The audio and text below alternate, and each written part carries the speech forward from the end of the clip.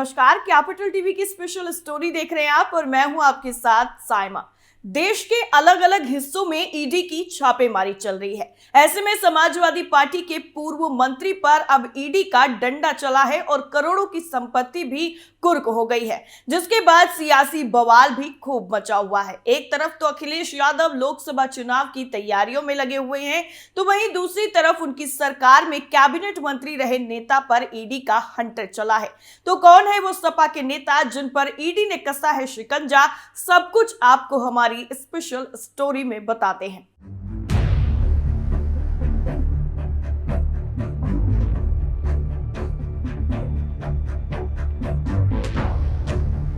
उत्तर प्रदेश की सियासत में एक बार फिर से हड़कंप मच गया, क्योंकि इस बार ईडी के एक्शन से तहलका मच गया। और इस बार किसी नेता के पाला बदलने की वजह से हड़कंप नहीं मचा है, क्योंकि ईडी की एंट्री से अच्छों के होश उड़ गए हैं और घमासान शुरू हो चुका है।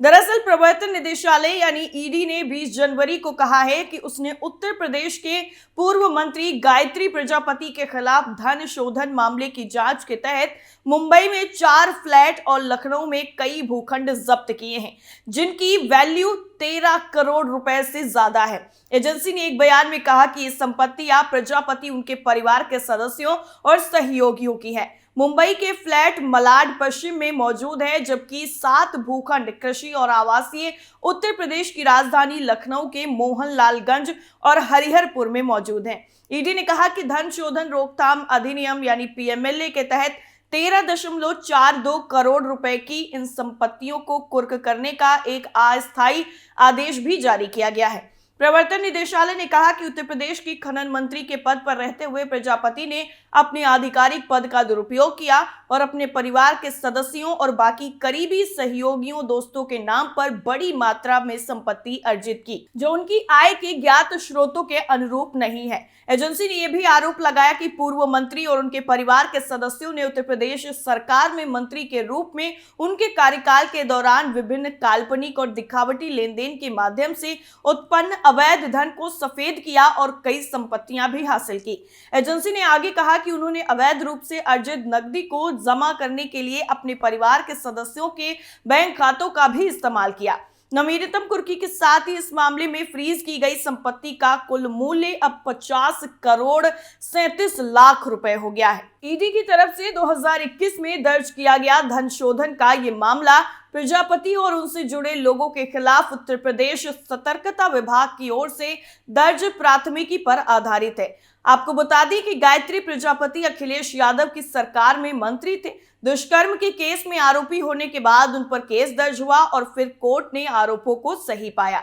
अभी दुष्कर्म के केस में सजा होने के बाद वो जेल में बंद है। आपको बता दें कि उत्तर प्रदेश में भ्रष्टाचार से जुड़ा ये मामला साल 2010 से 2016 के बीच खनन मंत्रालय से जुड़ा हुआ है। इस दौरान गायत्री प्रजापति खनन मंत्री हुआ करते थे। हालांकि बाद में अखिलेश यादव ने भी खनन मंत्रालय की जिम्मेदारी संभाली थी। लेकिन यहाँ पर यह जानना जरूरी है कि ईडी ने प्रजापति के खिलाफ खनन मंत्रालय में भ्रष्टाचार और आय से ज्यादा संपत्ति और मनी लॉन्ड्रिंग के मामले में 2021 में जांच शुरू की थी। 8 अप्रैल 2021 को ईडी ने लखनऊ के मोहनलालगंज के इंद्रजीत खेड़ा में प्रजापति के नौकर राम सहाय के नाम खरीदे गए 10 बीघा भूखंड को जब्त किया था। यहां पर प्लॉटिंग की जा रही थी। इसके बाद ईडी ने प्रजापति की कई बेनामी संपत्तियों की सूची बनाई थी, जिसमें उनकी काली कमाई से मुंबई में कई संपत्तियों के घर खरीदे जाने की सूचना भी ईडी को मिली थी, जिन्हें अब कुर्क कर दिया गया। उसके बाद से प्रजापति के मुंबई ठिकानों का पता लगाया जा रहा था। वहीं अब छापेमारी के बाद ईडी ने प्रजापति की मुंबई संपत्तियों को जब्त कर उनकी कुर्की कर दी है। इससे पहले आपको बता दें कि उनके कुनबे की 36 करोड़ 94 लाख रुपए की संपत्तियां कुर्क की जा चुकी हैं, जिसमें 57 बैंक खाते भी शामिल हैं। और अब पर्दा उठाते हैं गायत्री प्रजापति की कहानी से। उत्तर प्रदेश की पूर्व समाजवादी पार्टी सरकार में गायत्री प्रसाद प्रजापति सबसे चर्चित मंत्रियों में शुमार थे। गायत्री प्रजापति को एसपी सरकार में खनन जैसा मलाईदार विभाग भी खूब सौंपा गया और गायत्री ने अपने कार्यकाल में जो चाहा वो किया भी। राज्य में बड़े बड़े खनन घोटाले हुए और सुप्रीम कोर्ट के आदेश के बाद जांच शुरू हुई, लेकिन गायत्री को ज्यादा फर्क नहीं पड़ा। गायत्री की पकड़ का अंदाजा समाजवादी पार्टी में इसी बात से लगाया जा सकता है कि उसकी पहुंच सीधे पंचम तल यानी मुख्यमंत्री कार्यालय तक थी और उसे समाजवादी पार्टी के तत्कालीन अध्यक्ष मुलायम सिंह यादव का सबसे ज्यादा करीबी माना जाता था। लेकिन एक नाबालिग के साथ दुष्कर्म के आरोप में गायत्री को उम्र कैद की सजा सुनाई गई और उसके बाद गायत्री की पूरी जिंदगी जेल में सलाखों के पीछे कटेगी। जिस तरह से फिल्मों में कोई नायक एक मजदूर रातों रात अरबपति बन जाता है, कुछ इसी तरह की कहानी भी गायत्री प्रसाद प्रजापति की है। कभी यूपी के अमेठी जिले के एक छोटे से गांव परसावा में मजदूर के तौर पर काम करने वाला गायत्री कुछ ही सालों में करोड़पति बन गया और सत्ता में उसका ऐसा दखल था कि कलेक्टर और बड़े बड़े अफसर उसे सलाम करने के लिए लाइन में खड़े होते थे। असल में गायत्री प्रसाद प्रजापति ने पुश्तैनी कारोबार यानी मिट्टी के बर्तन बनाने के काम से अपने करियर की शुरुआत की और सत्ता के शिखर से होते हुए जेल की सलाखों तक पहुंचा।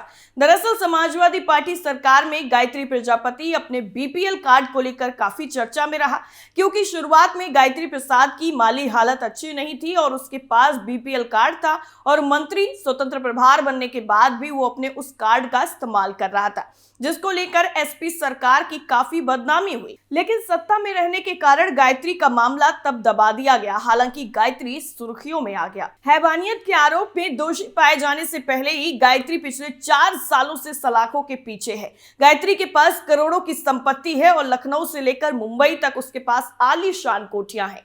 ईडी भी उसकी संपत्तियों की जांच कर रही थी और ईडी को गायत्री की संपत्तियों के बारे में कई जानकारियां भी मिली जो काफी ज्यादा अहम थी। वहीं राज्य में हुए खनन घोटाले की भी जांच ईडी और सीबीआई कर रही थी और इस दौरान राज्य में कई अफसरों पर गाज भी गिर चुकी है। आपको बता दें कि अमेठी के एक छोटे से गांव परसावा में सुखाई राम के घर में जन्मा गायत्री प्रसाद इमारतों में पुताई का काम किया करता था और 1985 से 1990 तक उसने HAL कोरवा में पेंटिंग मजदूर के तौर पर काम किया। लेकिन गायत्री को यह बात समझ में आ गई कि मजदूरी से उसका काम नहीं चलेगा, तो उसने सियासी पारी की शुरुआत की और पहली बार 1993 में बाल्टी सिंबल के साथ विधानसभा चुनाव लड़ा।